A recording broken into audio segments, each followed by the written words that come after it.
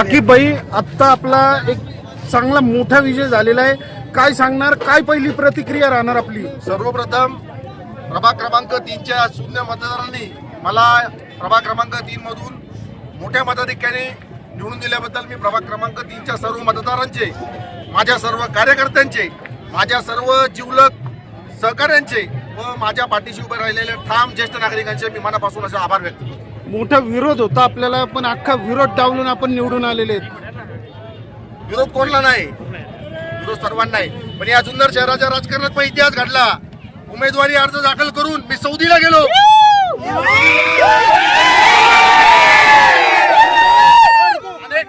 अनेक जण म्हणत होते की आउट ऑफ इंडिया, भारताच्या बाहेर गेला, इथं कसं होणार. मला या जनतेवर व माझ्या सर्व जीव लावणाऱ्या सर्व मित्रांनो मला विश्वास होता का विजय खेचून आणणार, आणि विजय 100% आम्ही खेचूनच आणलेला आहे.